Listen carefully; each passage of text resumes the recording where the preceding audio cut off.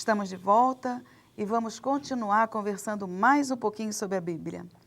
Chaves, a Bíblia fala sobre a imortalidade da alma? Fala. Aliás, toda religião, ela não teria muito sentido sem falar, sem considerar a imortalidade do espírito. Porque tudo tem a ver com a nossa vida, muitas vezes muito curta aqui no mundo físico.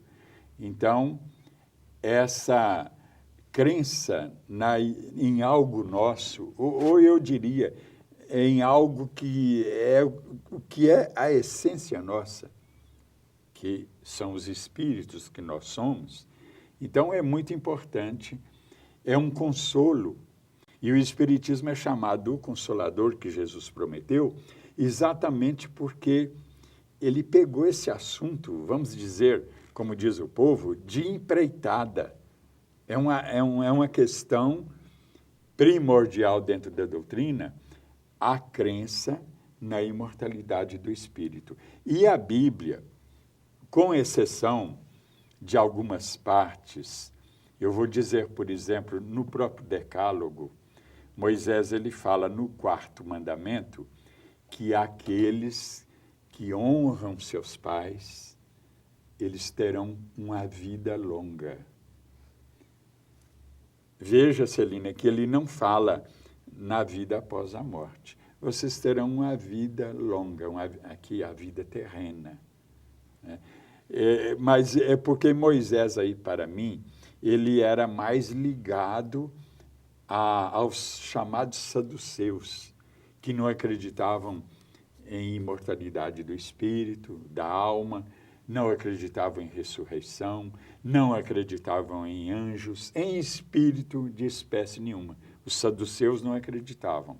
É uma corrente, uma seita do judaísmo que não aceitava isso. Aliás, no livro de Atos, né, isso é falado lá, a respeito dos saduceus, que não acreditavam em nada dessas coisas.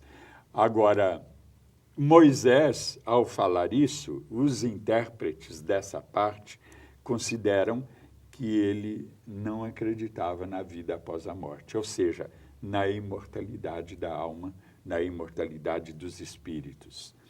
Agora, no Novo Testamento, isso é muito claro, porque Jesus ele fala, inclusive, que antes de Abraão existir, ele já existia. E Paulo fala também, eu não sei se é melhor eu continuar com vocês aqui, ele se referiu aos apóstolos. Eu não sei se é melhor eu continuar com vocês aqui, colaborando com vocês, convivendo com vocês, ou eu morrer e ficar junto de Cristo. Quer dizer, ele mostrou que a imortalidade existe.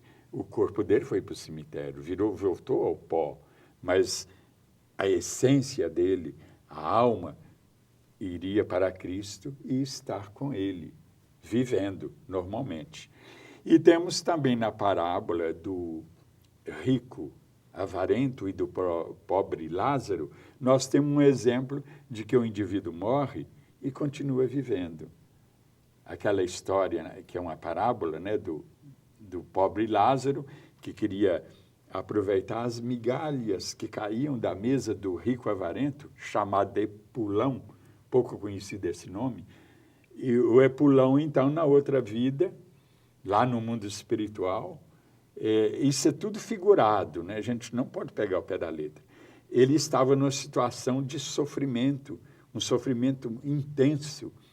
E o Lázaro, que sofreu muito aqui, ele estava numa situação privilegiada, uma situação muito melhor do que a dele, do que do avarento.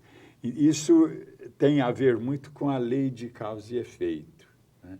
Sim. Jesus ele até fala, bem-aventurados os que sofrem, os aflitos, os que choram, há várias traduções.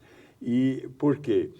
O indivíduo sofrendo, ele está se purificando. Não que Deus goste do sofrimento nosso, mas é uma lei universal, moral, de todas as Escrituras, de que nós colhemos aquilo que nós semeamos. Isso é muito claro na Bíblia. São Paulo fala, quem semeia bem, quer dizer, o bem, ele vai colher o bem, né? Colhemos aquilo que nós semeamos.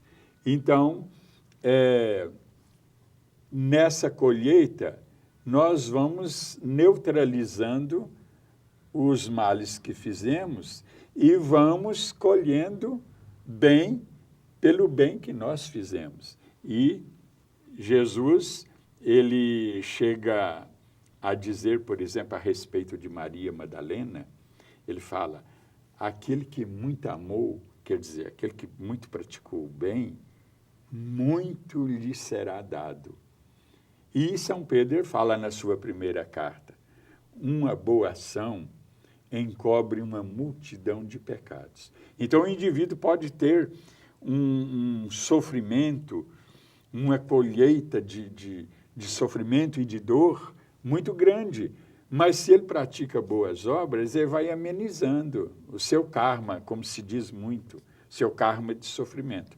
Porque o karma tanto pode ser de felicidade, que é a colheita do bem que a gente pratica, e como pode ser também de felicidade pelo bem que a gente pratica.